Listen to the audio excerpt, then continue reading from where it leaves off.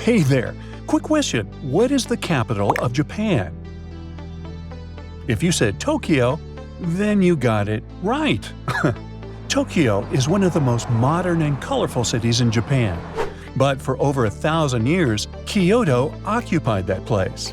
Yeah, I know, the names are similar, but while Tokyo is the futuristic center of Japan, Kyoto is one of the most traditional and historical cities in Japan. It's known as Japan's cultural capital.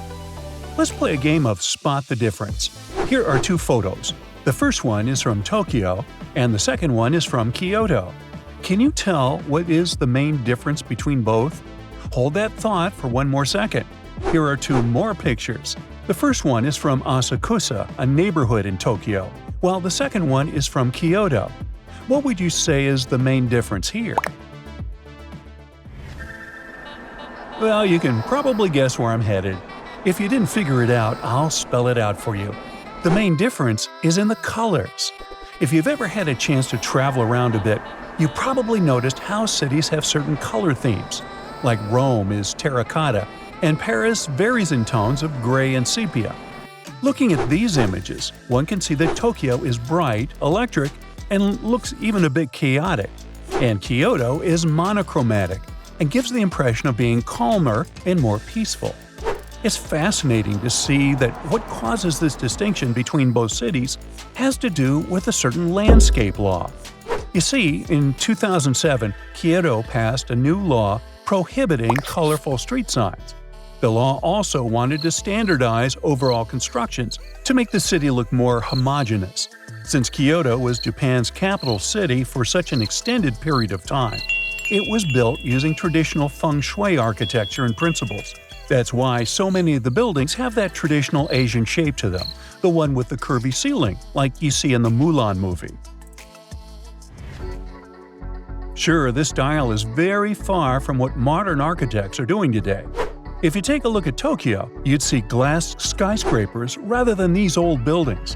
But that's all part of a bigger plan, set in motion by something called the Miyako Landscape Guidelines.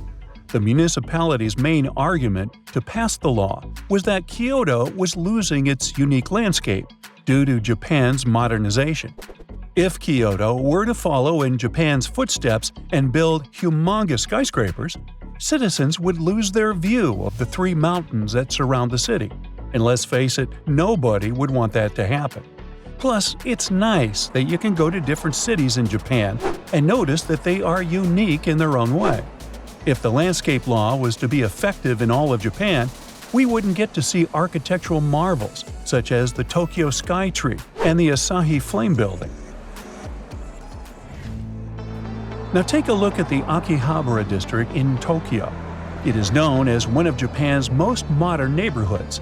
It's filled with top-notch technology at every corner. And yes, it's also filled with signs everywhere. If we compare it with Kyoto after the passing of the new law, the first thing that would have to go are the rooftop signs. Oh, and flashing and moving lights are also illegal there now.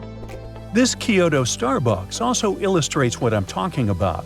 If you were strolling along the bucolic streets of Kyoto's countryside, searching for a place to get a cappuccino, you'd miss this coffee shop completely. I think we can agree that the traditional Starbucks logo was made to call attention, with that crowned siren-like creature supported by a very green background. In other places in Japan, it still looks like this. But in Kyoto, the brand went above and beyond to respect the new guidelines and produced this beautiful wooden logo and a little plaque that says, "This building has lattes." Yes, indeed. There are multiple examples like this. In Kyoto, the 7-Eleven doesn't have its traditional red, orange, and green stripes. Its logo was changed to black and white. You can think that's dull, but I think we can agree to disagree. It looks perfect when you look at its surroundings. Oh, and what about McDonald's, the world's most famous burger franchise?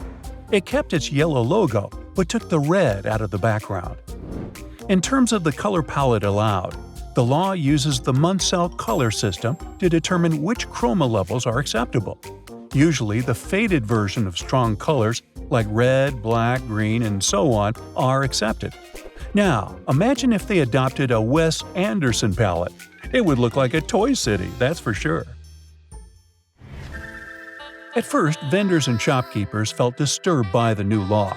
They didn't understand why they had to change their branding for the sake of some aesthetic the city was trying to preserve.